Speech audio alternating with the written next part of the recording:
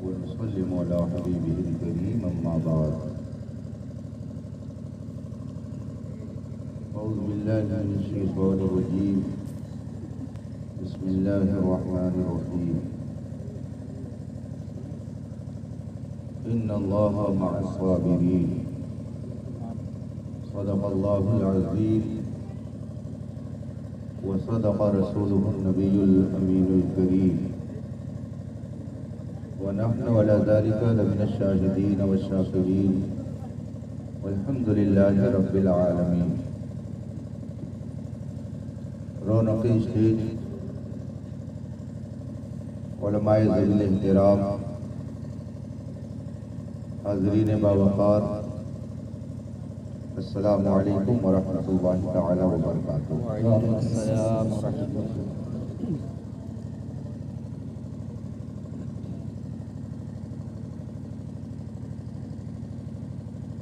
آج کی یہ پاکیزہ بزم اور خیر و برکت کی محفل،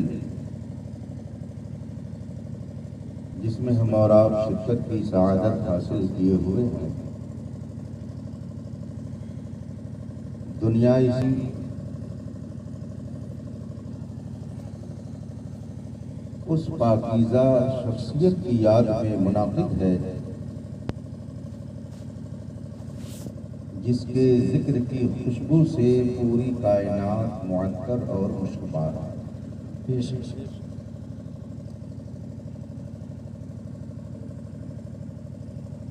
زمین کی پستیوں سے لے کر آسمان کی بلندیوں تک جس کا تذکرہ چھڑا ہوا ہے، بلکہ یوں کہہ لیجئے کہ کان جدھر لگائیے تیری ہی داستان. شہید کربلا سیدنا امام علی مقام رضی اللہ تبارک و تعالی عنہ کے ذکر کی یہ محفل ہے جسے آپ سب نے عقیدت و محبت کے تحت منعقد کیا.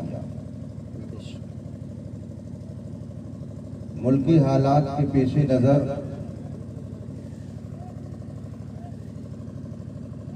اس طرح کے چھوٹے جلسے کا ہونا بھی اس وقت ایک دشوار کام ہے، لیکن وہ گر ذوق یقین پیدا تو کٹ سکتی ہیں زنجیریں. بے شک. آپ حضرات کی والہانہ عقیدت و محبت کا یہ صلہ ہے کہ ذکر امام کے لیے یہ جلسہ منعقد ہو گیا. ابھی مجھ سے پہلے خطیب ذی شان فاضل باوقار نبیل شیریں مقال گرامی مرتبت حضرت مولانا وبالفضل اولانا محمد فاروق احمد نظامی صاحب کا شاندار خطاب آپ نے سنا. وہ تقریر کرتے ہیں اور بہت اچھی تقریر کرتے ہیں. اللہ نے انہیں بہت ساری خوبیوں سے نوازا ہے. بہترین استاد ہیں، عمدہ قاری ہیں، شاندار عالم ہیں. ہندوستان کے طول و عرض میں خطابت کے لیے تشریف لے جاتے ہیں. ان کی تقریر کے بعد اب مزید کسی اور تقریر کی ضرورت نہیں. میں نے دو چند منٹ اس وقت جو ان کا خطاب سنا،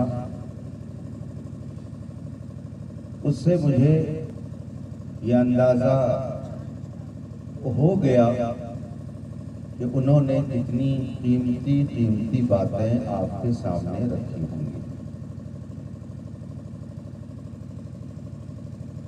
میں نے جو ان کی تقریر کے آخری چند جملے سنے وہ آپ کی ایمانی تازگی کے لیے کافی ہیں اور ایمان کی سلامتی اور حفاظت کے وہ جملے ہیں. رب تعالیٰ اسے اپنانے کی سب کو توفیق عطا فرمائے. دو چند منٹ کے لیے میں بھی آپ کے درمیان ہوں، مگر آئیے سب سے پہلے مصطفیٰ جان رحمت سرور کائنات فخر موجودات علیہ تحیت و ثنا کی بارگاہ قدس میں درود و سلام کا نذرانِ عقیدت پیش کریں اور پڑھیں. اللہم صلی علی سیدنا محمد کرام اجمعین. اللہ رب العزت کا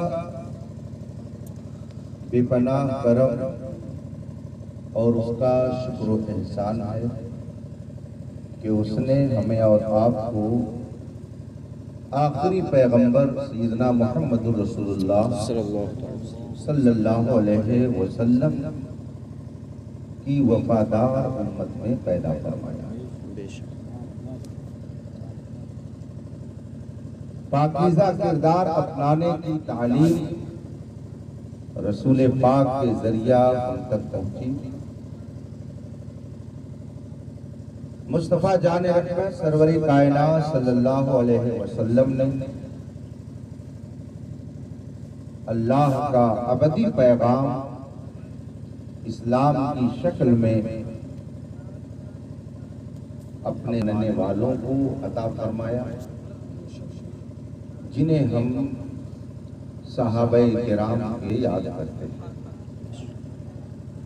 رسول پاک نے خدا سے لیا، صحابہ نے رسول خدا سے لیا، صحابہ نے تابعین کو دیا، تابعین نے تبع تابعین کو دیا، اور پھر سلسلہ بسلسلہ وہ پیاری تعلیم، وہ نور الہی، وہ شمع خداوندی روشنی بخشتی ہوئی ہندوستان میں حضور خواجہ غریب نواز رضی اللہ تبارک و تعالی عنہ کے ذریعہ مختلف خطوں میں اور پھر یکے بعد دیگرے بزرگان دین، اولیاء اسلام، علماء نے اس پیاری تعلیم کو لوگوں تک پہنچایا اور سلسلہ بسلسلہ آج وہ ہم تک پہنچا ہوا ہے. جس طرح سے ایک زر ہو، اگر اس میں بیچ کی کوئی کڑی نکال دی جائے تو حصہ الگ الگ ہو جائے گا اور ایک دوسرے سے کنیکشن ختم ہو جائے گا.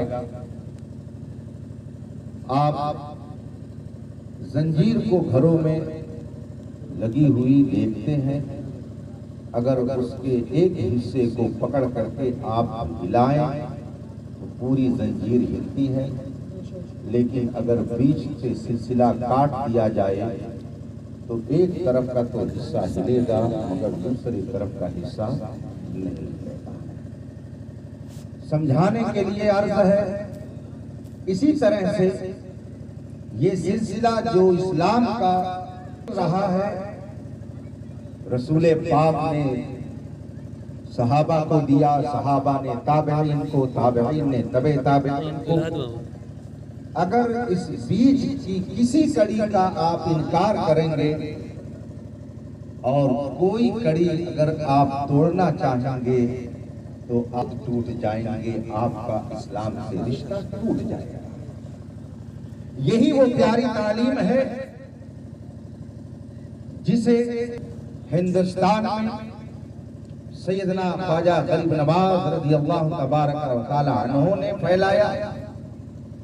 اسی پیاری تعلیم کو حضرت سیدنا شیخ عبدالحق محدث دہلوی نے پھیلایا، عقیدہ تعلیم حضرت محبوب الہی حضرت سیدنا قطب الدین بختیار کاکی، حضرت سیدنا کلیم اللہ جہان آبادی، حضرت سیدنا شاہ عبدالعزیز محدث دہلوی، یہی پیاری تعلیم حضور سیدنا مجدد الفسانی، وہی پیاری تعلیم حضرت سیدنا مخدوم اشرف جہانگیر سمنانی، وہی پیاری تعلیم حضرت سیدنا مخدوم جہانیہ جہانگشت، وہی پیاری تعلیم حضرت سیدنا صابر پیا کلیری۔ ان سارے بزرگوں نے جو تعلیم دی، اعلیٰ حضرت اسی کے بارے میں فرماتے ہیں، یا رسول اللہ تیرے غلاموں کا نقش قدم ہے راہ خدا، وہ کیا پہن سکے جو یہ سراغ لے۔ آپ تعلیمات اسلام کو دیکھیں، اس کو پڑھیں، اس کو سمجھیں۔ عقیدہ اپنی طبیعت سے نہیں بن سکتا ہے، عقیدہ کتاب و سنت کی روشنی میں بن سکتا ہے۔ کون کس مرتبے کا ہے یہ ہم اپنی عقل سے کبھی نہیں جان سکتے ہیں۔ صحابہ کرام میں کس کا کون سا درجہ ہے ہم اپنی عقل سے اس کا فیصلہ کبھی نہیں کر سکتے ہیں۔ آپ 5 وقت کی نمازیں پڑھتے ہیں، ان 5 وقتوں کی نمازوں میں کس نماز کا درجہ سب سے زیادہ ہے، کس نماز کا ثواب سب سے زیادہ ہے، کس کی اہمیت سب سے زیادہ ہے، یہ آپ اپنی عقل سے نہیں جان سکتے ہیں۔ اگر رسول پاک صلی اللہ علیہ وسلم کی حدیثوں کے ذریعہ ہم تک یہ بات نہ پہنچی ہوتی کہ فجر کی نماز سب سے افضل ہے یا عصر کی نماز سب سے افضل ہے، تو ہم اپنی عقل سے کوئی فیصلہ نہیں کر سکتے تھے۔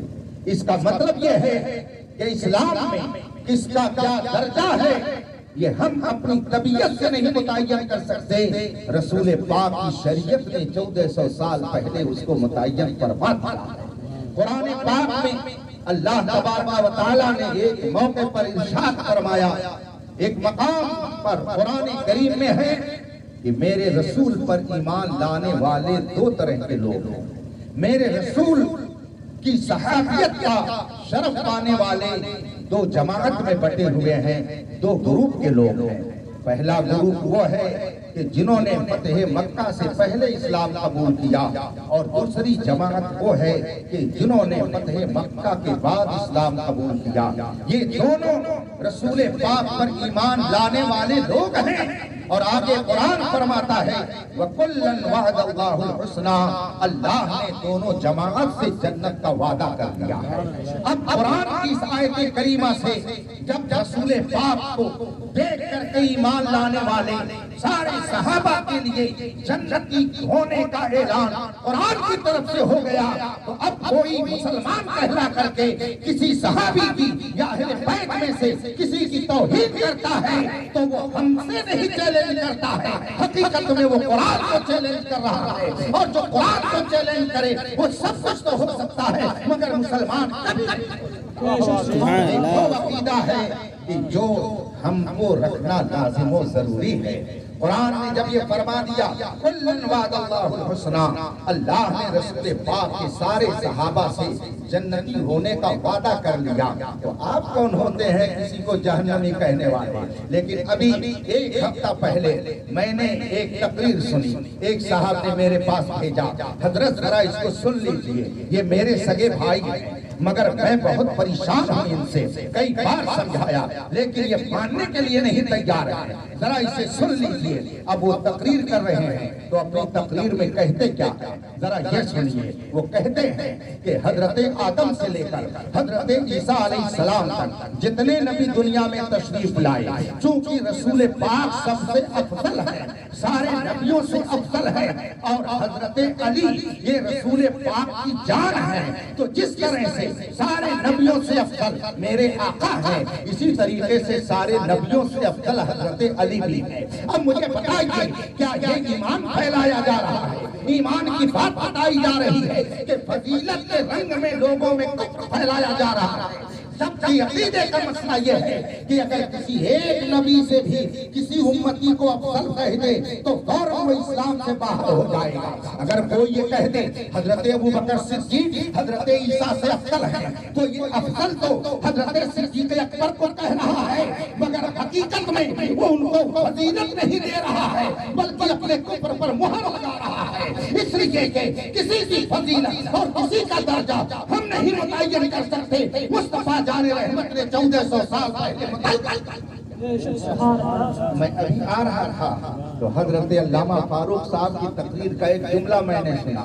آپ اپنی تقریر میں ارشاد فرما رہے تھے، ترکت فیکم امرین، میں نے تمہارے اندر دو چیزیں چھوڑی ہیں، ان کو اگر پکڑے رہو گے تو تم کبھی بھٹک نہیں سکتے ہو۔ ان میں سے پہلی چیز کیا ہے؟ قرآن کریم ہے، اور دوسری چیز کیا ہے؟ اہل بیت کرام ہے۔ اب اس پکڑنے کا مطلب کیا ہے کہ قرآن شریف ہاتھ میں لے کر کے گھومتے رہو، اگر پکڑے رہو گے تو گمراہ نہیں ہوگے؟ کیا یہ مطلب ہے کہ قرآن شریف کو تعویذ بنا کر گلے میں لے کر کے گھومتے رہو، اس کو ہاتھ میں پکڑے رہو، بغل میں دبائے رہو تو گمراہ نہیں ہو سکتے ہو؟ اگر یہی مطلب ہے تو نہ جانے کتنے یہودی مومن کہلائیں گے، اس لیے کہ بہت سارے یہودی اس وقت قرآن کو بغل میں دبائے گھومتے رہتے ہیں۔ ہندوستان کے مختلف خطے میں گاؤں گاؤں میں نہ جانے کتنے لوگ قرآن ہاتھ میں لیے سناتے رہتے ہیں، گھومتے رہتے ہیں، لیکن ہم ان کو مومن نہیں مانتے۔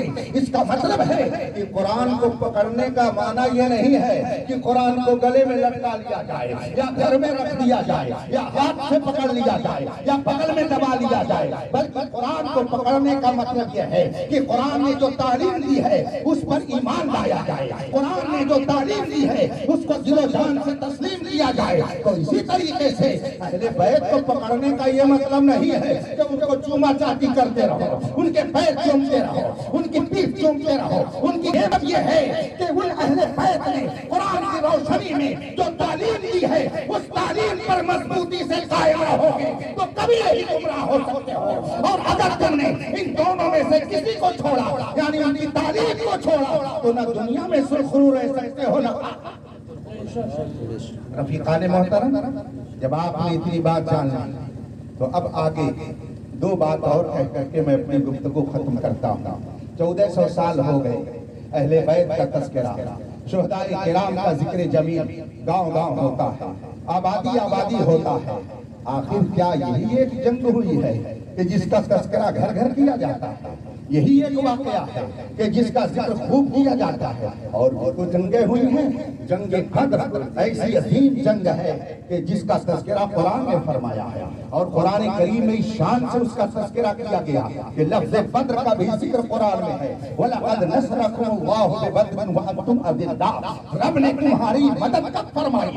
میدان بدر میں، جب بہت تھوڑی تعداد میں تھے، تم 313 تھے، وہ 1000 کی تعداد میں تھے، اور وہ چاہتے تھے کہ تم کو دنیا سے نیست و نابود کر دیں، مگر رب نے فرشتوں کے ذریعہ تمہاری مدد فرمائی۔ یہ قرآن کریم میں ہے۔ میدان بدر میں کس لے گئے، اور جنگ بدر میں جنہوں نے شرکت کی، رسول پاک نے سب کے جنتی ہونے کی بشارت عطا فرما دی ہے۔ یہ بدری صحابی ہے، بدر میں شرکت یہ اتنی بڑی فضیلت ہے کہ اگر لکھ دیا گیا یہ بدری صحابی ہے تو آگے چونو چرا کرنے کی کسی کو جائے ہے۔ ایسی عظیم جنگ ہے۔ جنگ کا معاملہ مجھ سے زیادہ آپ کتابوں میں پڑھے ہوں گے۔ حضرت سیدنا امیر حمزہ وہ ہیں کہ کلیجے کو نکال کر کے ایک خاتون نے کچا چبایا ہے، اور آپ کے سر مقدس سے کودا نکال کر کے اس میں شراب پی ہے۔ ایک نے حضرت امیر حمزہ کے ساتھ یہ سلوک کیا گیا ہے۔ احد کے اندر یہ بھی ایک عظیم جنگ ہے۔ اس طرح سے نہ جانے کتنی اہم جنگ ہے جو اسلام میں وقوع پذیر ہوئی ہے، مگر کیا وجہ ہے کہ سب سے زیادہ شہدائے کرب و بلا ہی کا ذکر کیا جاتا ہے۔ آج کل کچھ لوگ یہ کہنے لگے ہیں کیوں اسی کا ذکر زیادہ کیا جاتا ہے، فلاں جنگ کا کیوں نہیں ذکر کیا جاتا؟ یہ مت سمجھیے کہ وہ فلاں جنگ کے بڑے بڑے خواہ ہیں یا وہاں جنگ میں شرکت کرنے والوں والوں سے محبت کرنے والے ہیں. نہیں نہیں، یہ دل کا چور ہے جو بول رہا ہے کہ آخر انہی کا ذکر کیوں کیا جاتا ہے، ان کا کیوں نہیں کیا جاتا. آپ مجھ کو بتائیے، رسول پاک صلی اللہ علیہ وسلم کی شہزادیاں کئی ایک ہیں، مگر سب سے زیادہ ذکر کس کا کیا جاتا ہے؟ حضرت بی بی فاطمہ کا. اب اگر کوئی کہے کہ جب اور ان کی شہزادیاں ہیں تو تم انہی کا ذکر کیوں کرتے ہو، تو یہ مت سمجھیے گا کہ اس آدمی کو ان تینوں سے زیادہ محبت ہے. نہیں نہیں، بلکہ ادھر سے کچھ دل میں چور چھپا ہوا ہے کہ انہی کا ذکر کیوں کرتے ہو. بے شک صحابہ کرام 1,24,000 کرام ہیں، مگر وہ سارے صحابہ میں بلکہ نبیوں کے بعد سارے انسانوں میں سب سے افضل رتبہ حضرت سیدنا صدیق اکبر کا ہے. آپ خطبے میں بھی سنتے ہیں جمعہ کو، ان افضل البشر بعد الانبیاء بالتحقیق سیدنا و مولانا ابی بکر صدیق. سب سے افضل انسان نبیوں کے بعد حضرت سیدنا صدیق اکبر ہے. سارے انسانوں میں نبیوں کے بعد سے افضل رتبہ حضرت سیدنا صدیق اکبر کا ہے. مگر مجھے آپ بتائیے کہ سب سے زیادہ ذکر کس کا کیا جاتا ہے؟ گلی گلی میں علی علی کا ذکر ہوتا ہے، کوچے کوچے میں مولا کائنات کا ذکر ہوتا ہے، ہر مصیبت میں المدد کا علی کا نعرہ لگایا جاتا ہے. اب اگر کوئی کہے جب وہ سب سے افضل ہے تو ان کا ذکر کیوں نہیں کرتے ہو، انہی کا ذکر کیوں کرتے ہو، تو یہ مت سمجھیے گا کہ ان سے عقیدت رکھتا ہے، بلکہ یہ سمجھیے گا کہ ادھر سے کچھ دل میں چور پایا جاتا ہے. بس ایسے ہی سمجھتے جائیے. میں آگے تھوڑا سا ایک جملہ اور کہتا ہوں. بہت سارے لوگ کہتے ہیں، بہت سارے علماء گزرے ہیں، بہت سارے مجدد گزرے ہیں، بہت سارے مصلح گزرے ہیں، بہت سارے رائٹر گزرے ہیں، بہت سارے مصنف گزرے ہیں، مگر کیا بات ہے کہ تم لوگ زیادہ احمد رضا ہی کا ذکر کرتے ہو، فلاں کا کیوں نہیں کرتے ہو؟ تو سمجھ لیجئے کہ فلاں سے عقیدت نہیں ہے، بلکہ ادھر سے کچھ دل میں چور چھپا ہوا ہے. بات یہ ہے کہ فضیلت اور چیز ہے اور شہرت اور چیز ہے. ذالک فضل اللہ یؤتیہ من یشاء. یہ رب کا فضل ہے، وہ اپنے کرم سے جسے عطا کرتے. حضرت سیدنا صدیق اکبر کو سارے صحابہ پر حاصل ہے. یہ رتبہ اللہ نے، یہ نعمت اللہ نے انہیں دی، مگر شہرت کی نعمت حضرت مولا کائنات کو دے دی. ساری جنگ اسلام میں سارے غزوات ہوئے، مگر شہرت شہدائے کرب و بلا کی جنگ کی ہوئی. تو اب یہ اللہ کی نعمت ہے جسے اللہ چاہتا ہے عطا کر دیتا ہے. آج ہم اور آپ برسہ برس سے یہ جو ذکر شہدائے کرب و بلا کرتے ہیں، بات لمبی ہو جا رہی ہے. میں اپنی گفتگو کو بس ایک بات کہہ کے ختم کر دیتا ہوں. جنگ بدر، جنگ احد، جنگ خندق اور بھی بہت ساری جنگیں جب ہوئیں تو اس کی نوعیت الگ الگ، اس کی کیفیت الگ الگ. ایک طرف تھے اہل ایمان اور دوسری طرف تھے اہل کفر. ایک طرف مسلم، دوسری طرف غیر مسلم. ایک طرف مسلمان، ایک طرف کافر. کھلا کھلا معاملہ تھا. اس لیے ان جنگوں میں جو کچھ ہوا کتاب میں موجود ہے اور سب اس کو جانتے ہیں کہ ایمان اور کفر میں جنگ تو چلی آئی ہے.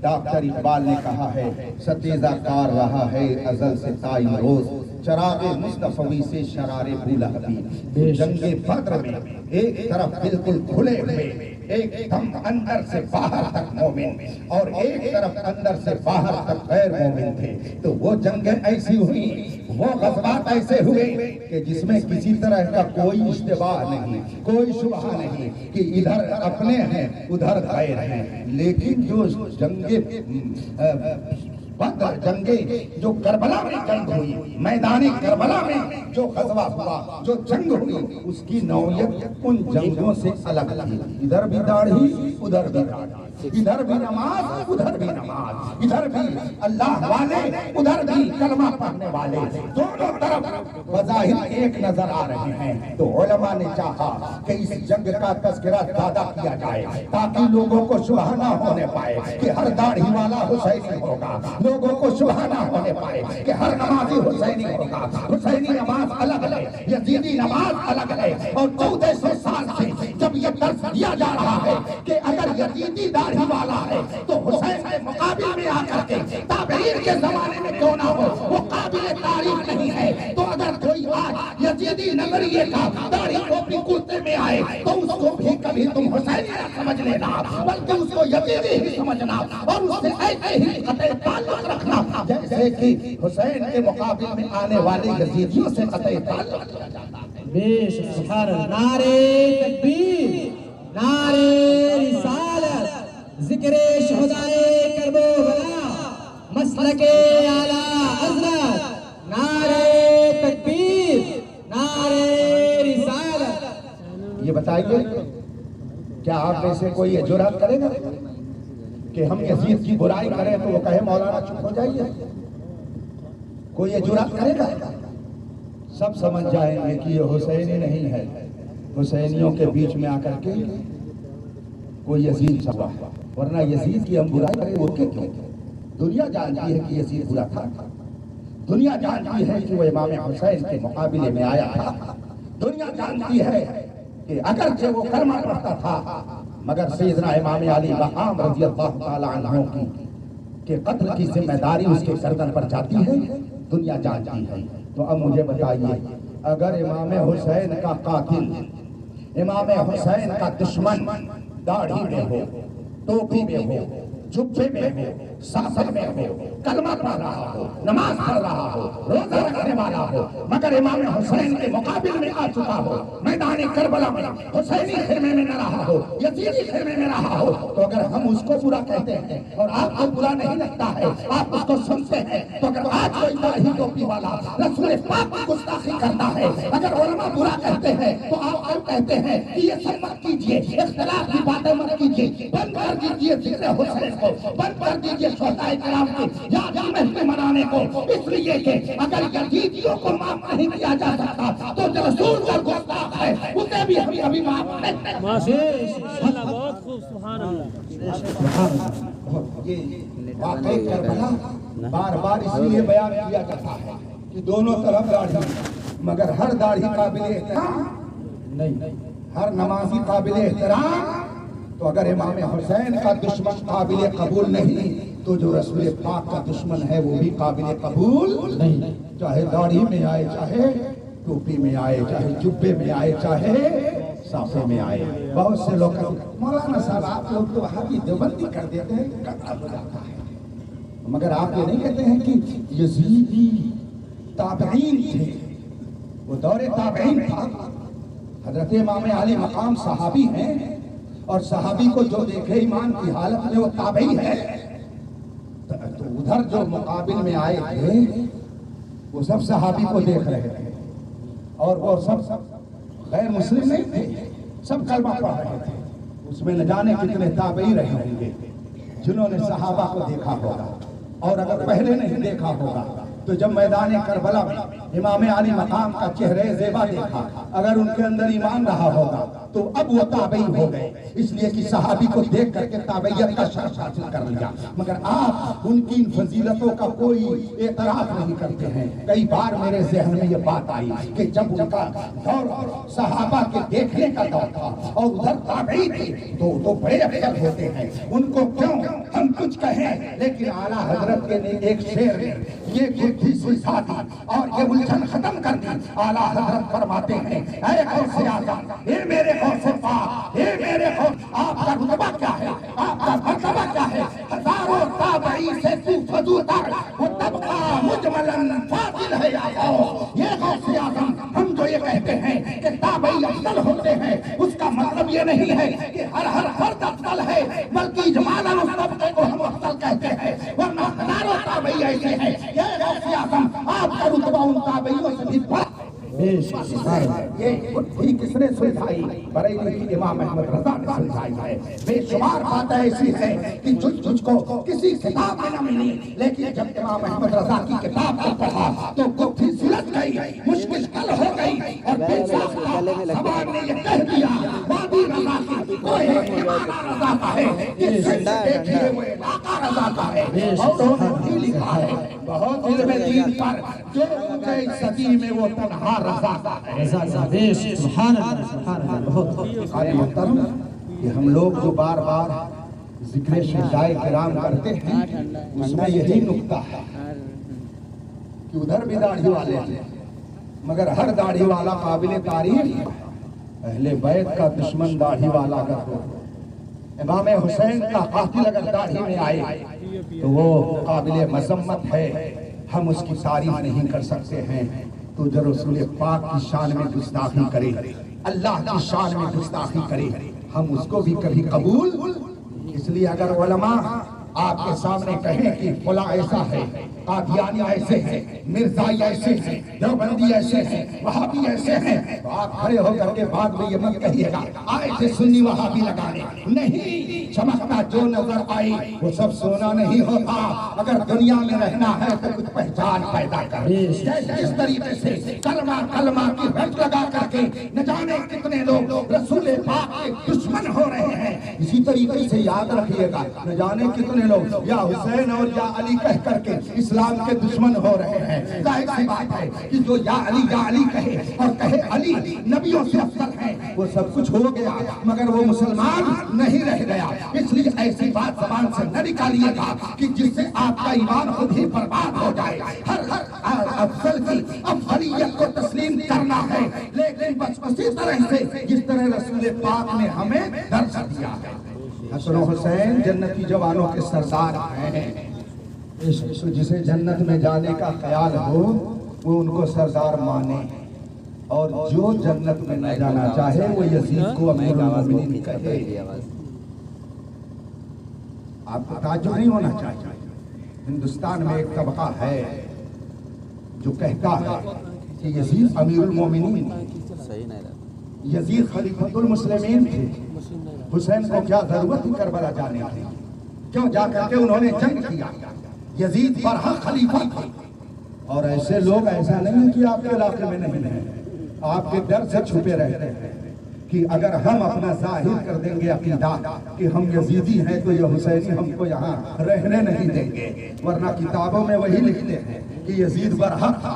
جانتے ہیں کہ عوام کتاب کہاں جا کر کے پڑھیں گے؟ عوام کو کیا پتا چلے گا کہ کتاب میں کیا لکھا ہے؟ ابھی کچھ سال پہلے ایک شاہی مسجد کے امام نے ایک مضمون لکھا اور اس میں اس نے لکھا کہ حضرت یزید علیہ السلام ایصال ثواب کرنا چاہیے، فاتحہ ان کی دلانی چاہیے۔ اور ابھی آپ کے پڑوسی ملک میں کوئی تحریک ہے انہی لوگوں کی جو چل رہی ہے، تو کہہ رہی ہے امیر المومنین یزید زندہ باد زندہ باد معاذ اللہ رب العالمین۔ آپ مجھے بتائیے، ہم تو آپ کو یزیدیوں سے دور کرنا چاہیں کہ ان یزیدیوں سے قریب ہونا چاہیں؟ بتائیے اندر کون ہے حقیقت میں، کون ہے جو آپ کے ایمان کی حفاظت کا سامان فراہم کرتا ہے؟ اس لیے میرے بھائیوں، اگر بدعقیدوں کا رد کیا جائے تو آپ علماء کی باتوں کو غور سے سن کر کے اس پر عمل کریں۔ آپ حسینی ہیں تو کسی یزیدی سے آپ سمجھوتا نہیں کر سکتے، تو اگر آپ محمدی ہیں تو کسی گستاخ رسول سے سمجھوتا نہیں۔ حالات لوگ کہتے ہیں بہت خراب ہیں، اب یہ سب نہیں کرنا چاہیے، لیکن جب الیکشن آئے گا تو یہ کہے گا میں فلاں پارٹی ہوں، میں فلاں پارٹی ہوں، میں فلاں پارٹی ہوں۔ وہ کہے گا ارے وہ تو خان صاحب ہیں انہیں ووٹ دے جائے، وہ کہ وہ انصاری صاحب ہیں ہم جائے انہیں ووٹ دے، ارے وہ سید صاحب ہے تو ہم جائے انہیں ووٹ دے۔ تب نئی سمجھ میں بات آتی ہے کہ ان اختلافات کو ہم کیوں ذکر کرتے ہیں۔ اس موقع پر جب ایک ہونا چاہیے تو برادری لے کے چلو گے، پارٹی لے کر کے چلو گے، اور جب علماء دین کی بات بتائیں گے تو کہیں گے اختلاف کا زمانہ نہیں ہے۔ آپ کے اختلاف کا زمانہ ہے، اور علماء جب ایمان اور کفر کی بات بتائیں تو آپ کہتے ہیں اختلاف کا زمانہ نہیں ہے۔ تجھے کالی گھٹاؤں کا نہیں پہچاننا آیا، نشیمن سے دھواں اٹھتا ہے تم کہتے ہو صاحب ہے۔ میرے بھائیوں سمجھو، آپ حسینی کہہ لینا آسان ہے مگر حسینی بننا بڑا۔ حلوہ خور مجنو کا واقعہ میں اس سے پہلے سنا چکا ہوں یہاں۔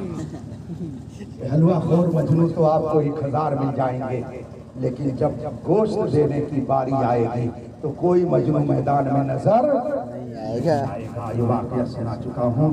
آپ حسینی بن کے رہیے، اور حسینیت اس زمانے میں مسلک اعلیٰ حضرت کا نام ہے۔ جو اس کی مخالفت کرتا ہے وہ نہ اعلیٰ حضرت کا کچھ بگاڑتا ہے، نہ کسی بزرگ کا کچھ بگاڑ رہا ہے، وہ اپنا ہی بگاڑ رہا ہے۔ چاہے وہ جس سلسلے کا اس سے مطلب نہیں ہے، چاہے جس خاندان کا ہو اس سے مطلب نہیں ہے، چاہے جس دستگاہ کا پڑھا ہوا ہو. ہم نے فتاوی رضویہ 12 جلدوں کا نہ جانے کتنی مرتبہ ورق الٹ الٹ کر کے دیکھا ہے.